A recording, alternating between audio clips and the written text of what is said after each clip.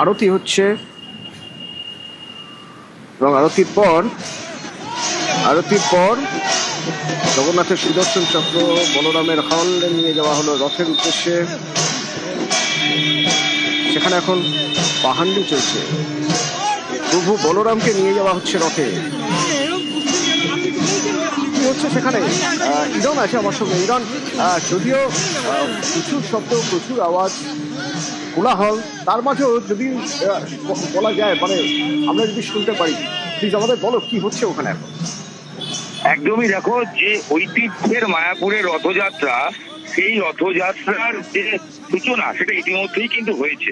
কি হলো ইতিমধ্যে যেটা আমরা দেখতে পাচ্ছি যে পহিন্ডি বিজয় উৎসব, মূলত পুরীতে যে উৎসব আমরা দেখে থাকি সেই একই উৎসব, যেখানে বাজনার সাথে মানুষ যারা ভক্ত আছেন তারা প্রভু জগন্নাথ, বলরাম, মহারানী সুভদ্রা তিনজনকে একে একে রথের উদ্দেশ্যে নিয়ে যাবেন। প্রথমে যে সুদর্শন চক্র সেটি এবং হল অর্থাৎ ওই লাঙল, সেটাকে নিয়ে যাওয়া হয়েছে রথের উদ্দেশ্যে। বর্তমানে নিয়ে যাওয়া হচ্ছে প্রভু বলরামকে, এরপর মহারানী সুভদ্রা তাকে নিয়ে যাওয়া হবে।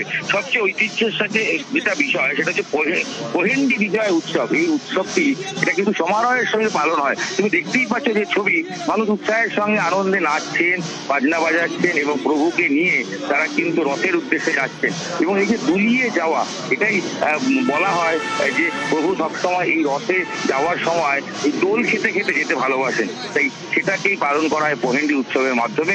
যে উৎসব ইতিমধ্যেই শুরু হয়ে গেল, এরপরেই রথের রশিতে টান পড়বে এবং যেই রথ এগিয়ে যাবে ইস্কনের দিকে, এবং সেখানেই গুন্ডিচা মন্দির, মানে মাসির বাড়ি অস্থায়ীভাবে ইস্কনের প্রাঙ্গণের ভেতরেই তৈরি করা হয়েছে। আগামী 7 দিন সেখানেই প্রভু জগন্নাথ, বলরাম, সুভদ্রা থাকবেন, সেখানেই তাদের পুজো অর্চনা হবে এবং উল্টো হয়ে তারা আবার ফিরে আসবেন। ঐতিহ্যের রথের যে বিষয়টা, যেটা বারংবার বলা, কারণ ইস্কনের ক্ষেত্রে একটা ঐতিহ্য তো অবশ্যই রয়েছে। কোথায় বিশেষত্ব? ইস্কনের রথের ক্ষেত্রে বলে রাখি, এই রথের বয়স কিন্তু আনুমানিক 500 বছর, যদিও ইস্কনের অধীনে এসছে প্রায় কাছাকাছি 50 বছর। তবে এই রথ, যেটা লোকের মুখে শোনা যায় যে জগদীশ গঙ্গোপাধ্যায় নামে এক বড়, এই ঐতিহ্যের আরেকটা ছবি একটু তোমার মাধ্যমে দেখে নিতে চাইবো। তাহলে কিছুক্ষণ আগে তুমি আমাদের বলছিলে 56 ভোগের কথা। এই ইস্কনের, মায়াপুরের ইস্কনের 56 ভোগ, কেমন সে ভোগ, কি কি থাকে? একদমই, দেখো যে 56 ভোগ বলা হচ্ছে, 56 ভোগের মধ্যে কিন্তু মিষ্টান্ন থেকে পরমান্ন এবং অবশ্যই অন্নভোগ, যাবতীয় প্রভু জগন্নাথ যা খেতে ভালোবাসেন তার প্রধান খাওয়ার বা তার সবচেয়ে প্রিয় খাওয়ার বা প্রসাদ হিসেবে বলা হয় কাঁঠাল। তাই কাঁঠাল তো অবশ্যই রয়েছে, তার সঙ্গে রয়েছে একাধিক রকমের সবজি, সেখানে রয়েছে তরকারি, তার মধ্যে আমরা বাঁধাকপি থেকে ফুলকপি, ধোকা থেকে শুরু করে বড়া, সমস্ত কিছু আমরা দেখতে পেয়েছি। আমরা দেখতে পাচ্ছি এখানে অন্নভোগ হয়েছে, তার সঙ্গে পরমান্ন অর্থাৎ পায়েস করা হয়েছে এবং মিষ্টান্ন, প্রচুর ধরনের মিষ্টি, সেখানে গজা, খাজা, সেগুলো রয়েছে এবং তার সঙ্গে কিন্তু অবশ্যই রয়েছে ফল প্রসাদ, সেখানে কাঁঠাল রয়েছে, আম রয়েছে, অর্থাৎ সব মিলিয়ে সকাল থেকে সন্ধ্যে, দুপুরে, মধ্যাহ্ন, সব মিলিয়ে কিন্তু জগন্নাথ, বলরাম, সুভদ্রার উদ্দেশ্যে যে ভোগ দেওয়া হবে, সেই ভোগের ছবিও আমরা দেখেছি যে 3 জন মহিলা এখানে রান্না করছেন সকাল থেকে। প্রত্যেক দিনেই ভোগ দেওয়া হয়, তবে আজকে ভোগের আরো আড়ম্বর অনেক বেশি করা হয়েছে। এবং মায়াপুরের 56 ভোগের কথা শুনতে শুনতে একবার কলকাতার ইস্কনের ছবি দেখে নেওয়া যায়। মুখ্যমন্ত্রী রথের রশিতে টান দিচ্ছেন, রথযাত্রা শুরু হচ্ছে। এবং শুভেন্দু বাবুকে অনেক অনেক ধন্যবাদ। আমাদের মধ্যে বিশ্বজিৎ আছে আমার সঙ্গে এখান থেকে। বিশ্বজিৎ, দেখছো কি হচ্ছে ওখানে আসার জন্য? এই মুহূর্তে মুখ্যমন্ত্রী আলবার্টদের মন্দির থেকে এসে জগন্নাথ দেবের তাতে উঠেছেন এবং প্রভু জগন্নাথ দেব সেখানে রয়েছেন। সেই প্রভু জগন্নাথ দেবের উদ্দেশ্যে তিনি শ্রদ্ধা নিবেদন করবেন, তাকে ফুল মালা অর্পণ করবেন, তাকে আরতি করবেন। এই মুখ্যমন্ত্রী এই পুজোর প্রস্তুতি নিচ্ছেন এবং তিনি উঠে গেছেন।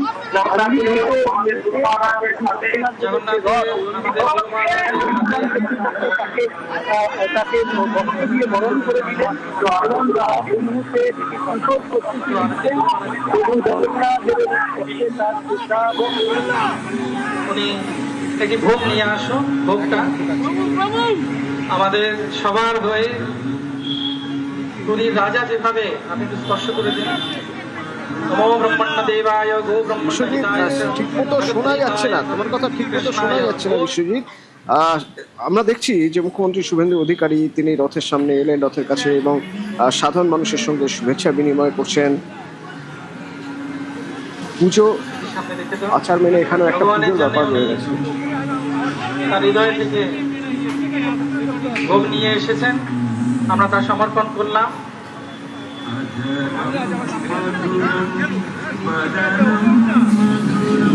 বিষয় মনে হয় এবার স্পষ্ট শুনতে পাবো তোমার কথা বিশ্বজিৎ।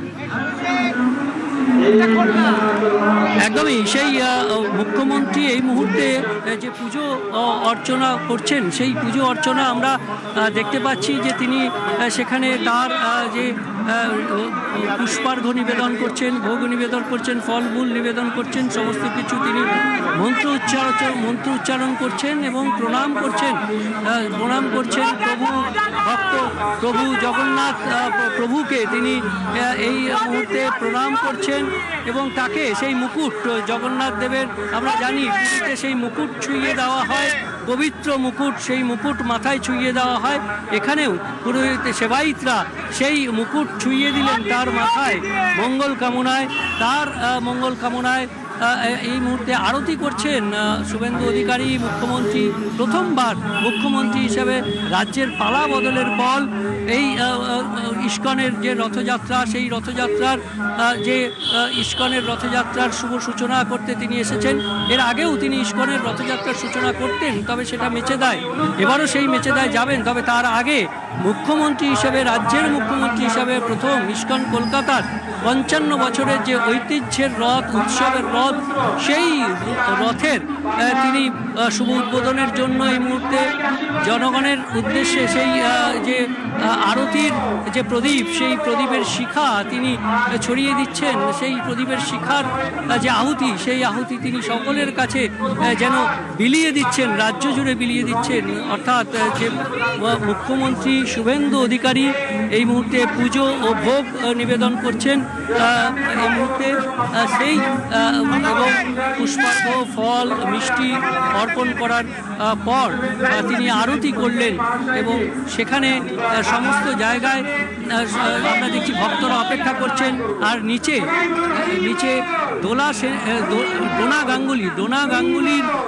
ডোনা গাঙ্গুলির যে সম্প্রদায়, তারা নৃত্য পরিবেশন করছেন। ঠিক সে মুখ্যমন্ত্রী শুভেন্দু অধিকারী তিনি এখনও নান্দি ঘোষে রয়েছেন, অর্থাৎ প্রভু জগন্নাথ দেবের যে রথ, সেই রথে তিনি রয়েছেন।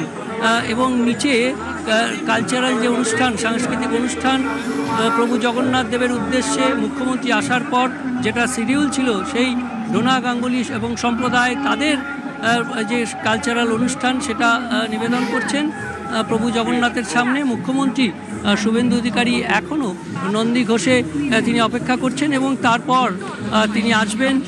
তিনি নিচে নেমে এই সাংস্কৃতিক অনুষ্ঠানের পর প্রভু জগন্নাথ দেবের রথ যাতে সুগমভাবে পথ পেরোতে পারে, সেই জন্য প্রথা অনুযায়ী তিনি যে সোনার ঝাঁটা, সেই সোনার ঝাঁটা দিয়ে ঝাড়ু দেবেন, পথ পরিষ্কার করবেন। প্রভু জগন্নাথ দেবের পথ, রথের পথ, সেই পথ পরিষ্কার করবেন। তারপর জগন্নাথ দেবের যে রথের রশি, যাকে শঙ্খচূড় বলা হয়, সেই শঙ্খচূড়ে তিনি স্পর্শ করবেন, তিনি টান দেবেন ভক্তদের সঙ্গে। আজ ভক্তদের জন্য ভগবান আজ মাটিতে নেমে এসেছেন।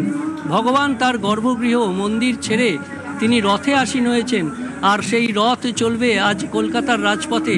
আর সেই জগন্নাথ দেবের ইস্কনের যে জগন্নাথ দেবের রথ, সেই রথে সুখোই যুদ্ধ বিমান, তার যে চাকা, সেই চাকা দিয়ে রাজপথে, অর্থাৎ সুখোই বিমানের চাকা আমরা আকাশে উঠতে দেখেছি, সেই চাকা আজ কলকাতার রাজপথে চলবে।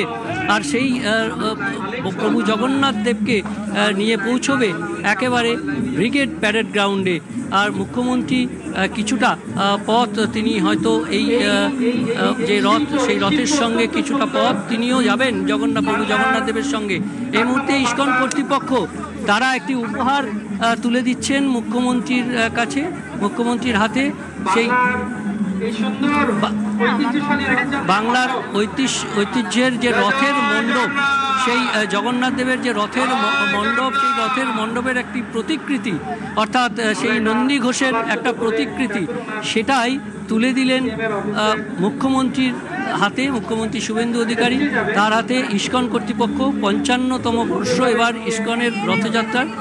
শ্রীল প্রভুপাদ, যিনি প্রথম কলকাতায় এই অ্যালবার্ট রোডের মন্দির তিনি স্থাপন করেছিলেন, সেই মন্দিরে 55 বছর ধরে এই রথযাত্রা হয় এবং সেই রথযাত্রায় এবার এই প্রথম মুখ্যমন্ত্রী হিসাবে রাজ্যের পালা বদলের পর মুখ্যমন্ত্রী হিসাবে শুভেন্দু একদমই তাই। অধিকারী বিশ্বজিৎ, তুমি আমাদের তিনি সঙ্গে থাকো। রাজ্যের মুখ্যমন্ত্রী হওয়ার পর এই প্রথমবার ইসকনের রথযাত্রায় অংশগ্রহণ মুখ্যমন্ত্রী শুভেন্দু অধিকারীর।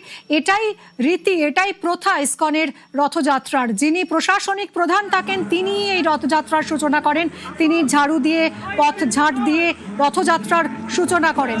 আজ শুভেন্দু অধিকারী রাজ্যে মুখ্যমন্ত্রী হওয়ার পর তিনি এসেছেন, তিনি তার হাত ধরেই আজ রথের চাকা গড়াবে।